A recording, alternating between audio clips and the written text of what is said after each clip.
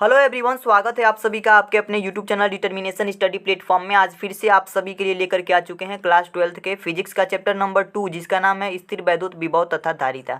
दोस्तों, इस वीडियो में हम चैप्टर नंबर 2 के महत्वपूर्ण बहुविकल्पीय प्रश्नों को देखने वाले हैं जो आपके 100% बोर्ड एग्जाम में आने वाले हैं। ठीक है, तो जो क्वेश्चन सबसे इंपॉर्टेंट है उन्हीं क्वेश्चन को सेलेक्ट करके मैंने इस वीडियो में लिया है। बहुत ज़्यादा क्वेश्चन मैंने नहीं लिया है, कम ही क्वेश्चन लिया है, लेकिन वे क्वेश्चन जो है सटीक आपके एग्जाम में लड़ेंगे, मतलब कि आपके एग्जाम में आने के चांसेस रखते हैं। ठीक है, तो इस वीडियो में बताए गए सभी क्वेश्चंस को तैयार कर लीजिएगा। आप लोगों से बस इतना ही अनुरोध है, और बाकी आप लोग अगर चैनल को सब्सक्राइब नहीं किए हैं तो चैनल को सब्सक्राइब भी कर दीजिएगा मेरे लिए। ठीक है, अपने लिए तो आप इस वीडियो को देखिए, लेकिन मेरे लिए चैनल को सब्सक्राइब कर दीजिए अगर हो सके तो। ठीक है, अगर वीडियो पसंद नहीं आए तो चैनल को सब्सक्राइब मत कीजिएगा। इस वीडियो में हम चैप्टर नंबर 2 के महत्वपूर्ण बहुविकल्पीय प्रश्नों को देखेंगे जो 2024 के बोर्ड एग्जामिनेशन के लिए बहुत इंपॉर्टेंट है। ठीक है, तो पहले क्वेश्चन से हम लोग शुरुआत करते हैं। पहला क्वेश्चन आप सभी के सामने ये रहा। प्रश्न को पढ़ेंगे कि नीचे दिए गए चित्र में ए और बी बिंदुओं के बीच तुल्य धारिता है। यहाँ पे ये फिगर दे रखा है और इस फिगर में कह रहा है कि बिंदु ए और बिंदु बी के बीच में जो तुल्य धारिता होगी उसे ज्ञात करो। इस फिगर में आप देखेंगे कि 4 कैपेसिटर लगे हुए हैं जो 3-3 माइक्रोफैरड के हैं। ये 3 माइक्रोफैरड, ये भी 3 माइक्रोफैरड, ये भी 3 माइक्रोफैरड और ये भी 3 माइक्रोफैरड।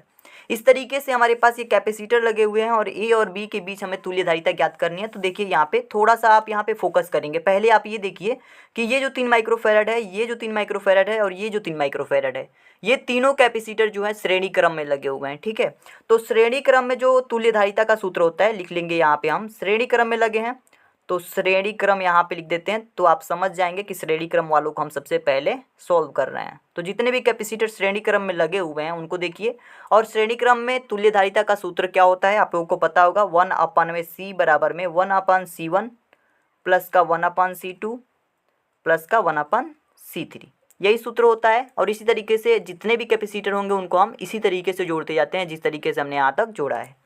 तो 1/c अगर निकालना होगा हमें, अगर यहाँ से c की वैल्यू निकालेंगे तो आगे हम क्या करेंगे, c1 का मान क्या है 3 माइक्रोफैरड, तो 3 रख देंगे, प्लस का 1/c2, c2 भी हमारा 3 माइक्रोफैरड, 3 रख देंगे, और c3 भी 3 माइक्रोफैरड, 3 रख देंगे। तो 1/c बराबर क्या हो जाएगा हमारे पास, अगर हर सेम है, डिनोमिनेटर क्या है सेम है, तो ऊपर वाले को जोड़ देते हैं, तो ऊपर 3 हो जाएगा और नीचे भी 3 हो जाएगा। ठीक है, तो यहाँ से हमारे पास जो मिलेगा ये 3-3 कट जाएगा, यानी कि c बराबर क्या मिलेगा 1, c बराबर क्या मिलेगा 1। और ये किस में होगा, माइक्रोफैरड में होगा, क्योंकि सारे कैपेसिटर माइक्रोफैरड में थे, तो ये भी हमारा निकला माइक्रोफैरड में। तो इन तीनों को हमने श्रेणी क्रम में सॉल्व कर दिया, तो ये मिला 1 माइक्रोफैरड, यानी कि 1 माइक्रोफैरड। ठीक है, अब हमारा जो फिगर है ना कुछ इस प्रकार से मॉडिफाई हो जाएगा। किस प्रकार से, इस तरीके से ये हमारा एक कैपेसिटर जहाँ था वहीं पे रहेगा और ये तीनों माइक्रोफैरड जो हैं यहाँ पे आकर के जुड़ जाएंगे, जो कि 1 माइक्रोफैरड बन चुका है अब। ठीक है, ये श्रेणी क्रम में थे तो 1 माइक्रोफैरड बन गए हैं, और ये 3 माइक्रोफैरड ऑलरेडी है। तो हमें ज्ञात क्या करनी है, इस ए और इस बी के बीच जो तुल्य धारिता है उसे ज्ञात करना है, तो अभी हमें सॉल्व करना पड़ेगा। तो अब देखिए, अब ये श्रेणी क्रम में नहीं है, अब ये समांतर क्रम में है। किस क्रम में है, समांतर क्रम में। तो जो समांतर क्रम में तुल्य धारिता का सूत्र होता है वो क्या होता है, आप लोगों को पता होगा। समांतर क्रम में जो तुल्य धारिता का सूत्र होता है c बराबर में c1 प्लस का c2, इस तरीके से होता है, और जितने भी कैपेसिटर होंगे इस तरीके से जुड़ते जाएंगे। तो c बराबर निकालेंगे तो c1 का मान क्या है 3 माइक्रोफैरड है, तो 3 रखेंगे, प्लस का c2 का मान क्या है 1 माइक्रोफैरड, तो 1 रखेंगे, और c बराबर क्या मिल जाएगा 4 माइक्रोफैरड। लास्ट में क्या मिल जाएगा 4 माइक्रोफैरड। आई होप आप लोगों को यहाँ तक समझ में आई होगी और यही आपका आंसर हो जाएगा। दोस्तों, किसी भी तरीके की कोई भी कन्फ्यूज़न लगे आप लोग कमेंट बॉक्स में ज़रूर बता दीजिएगा, इसमें कोई दिक्कत नहीं होनी चाहिए। मुझे जहाँ तक लगता है आपको समझ में आ गया होगा।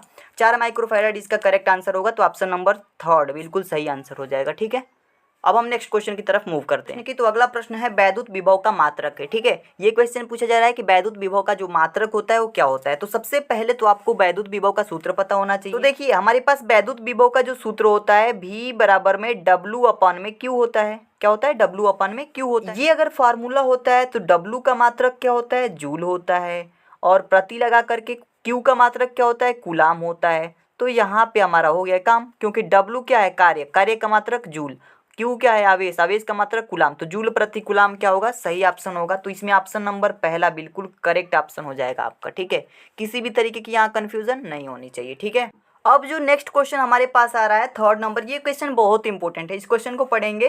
क्वेश्चन हमारे पास है, दो बिंदु आवेश K1 परावैद्युतांक वाले माध्यम में रखे हैं और उनके मध्य लगने वाला स्थिर वैद्युतिकी बल जो है F है। यदि माध्यम का परावैद्युतांक बदल कर K2 हो जाए तब इसके मध्य स्थिर वैद्युतिकी बल क्या होगा। देखिए यहाँ पे आपके ऑप्शंस दिए गए हैं और इस क्वेश्चन को कैसे हल करेंगे यहाँ पे समझ लीजिए। एक एक चीज़ को बहुत अच्छे से समझाऊंगा। इसमें दो कंडीशन उत्पन्न होगी। पहली कंडीशन जो होगी वो सॉल्व कर लेते हैं, उसके बाद से सेकेंड कंडीशन की तरफ चलेंगे। देखिए दो कंडीशन क्यों, क्योंकि एक परावैद्युतांक K1 है, दूसरा परावैद्युतांक K2 बदलेंगे। ठीक है, इस तरीके से करेंगे। तो K1 अगर परावैद्युतांक है तो हमारे पास बल का जो सूत्र होगा 1/4 पाई एप्सिलॉन नॉट, ये आप लोगों ने पढ़ा होगा।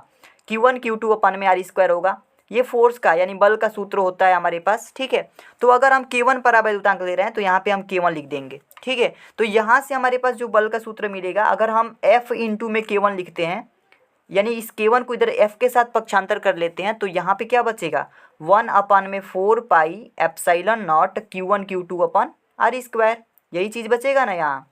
तो इसको हम समीकरण नंबर फर्स्ट नाम ले देते हैं, मतलब कि इस समीकरण नंबर इसको हम फर्स्ट मान लेते हैं। ठीक है, तो आगे हम अगर सेकेंड कंडीशन की बात करते हैं, अब सेकेंड कंडीशन को देखें तो बल का सूत्र हमारे पास 1/4 pi epsilon not Q1 Q2 क्या होता है r², यही चीज़ होती है। तो यहाँ पे हम परावैद्युतांक को K1 से बदलकर K2 दे देते हैं। ठीक है, K2 रख देते हैं। तो इस K2 को अगर F के साथ लेकर आएँ, पक्षांतर करें, तो F इंटू का K2 हो जाएगा। F इंटू K2 बराबर हमारे पास आएगा 1/4 पाई एप्सिलॉन नॉट और Q1 Q2 क्या आ जाएगा r²।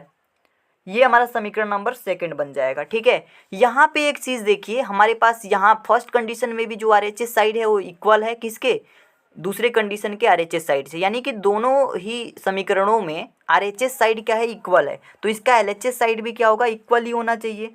तो हम लिख सकते हैं FK1 बराबर हो जाएगा F इंटू K2 के, हो जाएगा नहीं, ये दोनों एक दूसरे के बराबर।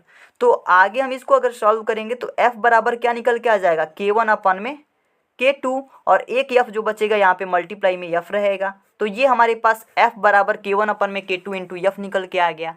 तो ये इसका सॉल्यूशन हो जाएगा, ये इसका आंसर हो जाएगा। ठीक है, तो इसमें देखिए कौन सा ऑप्शन सही होगा आपका, K1/K2 इंटू का F, तो ऑप्शन नंबर थर्ड सही हो जाएगा, K1/K2 इंटू का F, ये ऑप्शन आपका बिल्कुल सही हो जाएगा। तो इस क्वेश्चन का आंसर जो है आप इस तरीके से लाएंगे। अगला क्वेश्चन हमारे पास 4 नंबर क्वेश्चन है कि निम्नलिखित में से धारिता का मात्रक है। धारिता के मात्रक की बात हो रही है, तो देखिए धारिता को हम C से प्रदर्शित करते हैं।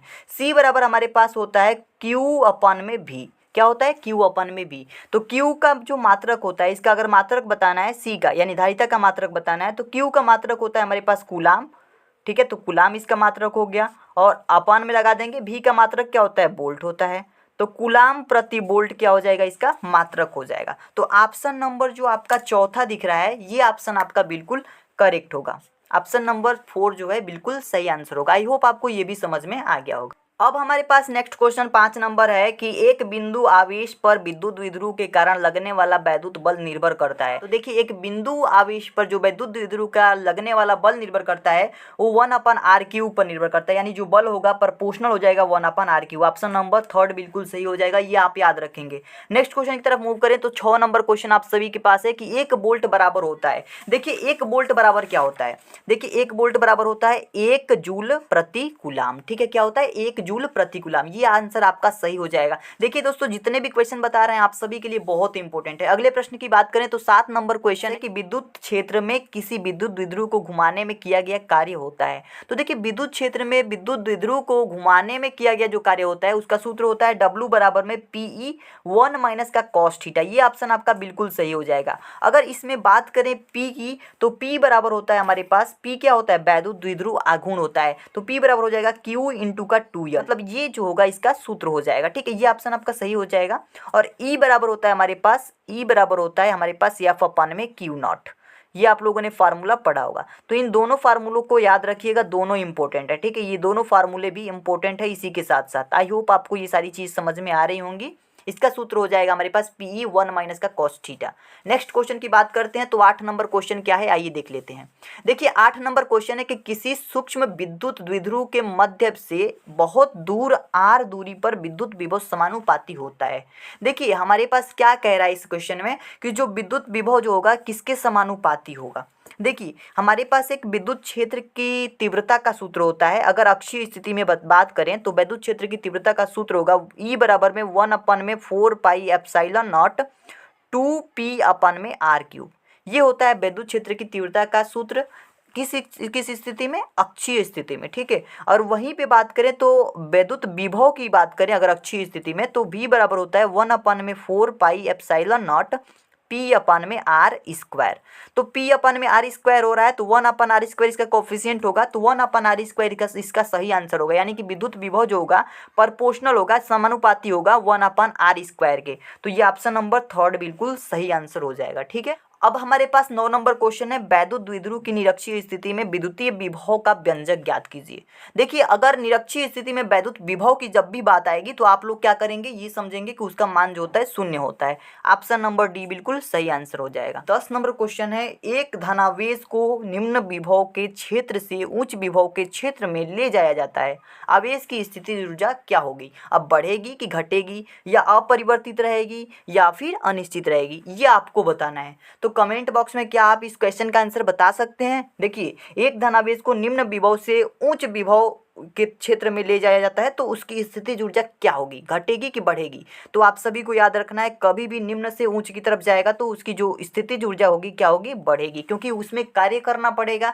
अगर उच्च की तरफ जाएगा तो उसमें कार्य करना पड़ेगा, उसको वर्क डन करना पड़ेगा, तो इसकी वजह से जो उसकी स्थितिज ऊर्जा होगी वो बढ़ेगी। आई होप आप सभी को ये 10 क्वेश्चन समझ में आ गए होंगे। दोस्तों जितने भी क्वेश्चन मैंने इस वीडियो में बताए हैं उन सभी क्वेश्चन को जरूर तैयार कर लीजिएगा, बहुत इंपॉर्टेंट क्वेश्चन है। इनके साथ साथ मैं नेक्स्ट वीडियो में आप सभी को अति लघु उत्तरीय प्रश्न भी बताऊंगा, उसके बाद लघु उत्तरीय प्रश्न, फिर दीर्घ उत्तरीय प्रश्न को करेंगे और फिर से हम अगले चैप्टर की तरफ मूव करेंगे। आई होप आप सभी को ये वीडियो पसंद आई होगी। अभी के लिए इतना ही दोस्तों, मिलते हैं नई वीडियो में, तब तक के लिए धन्यवाद।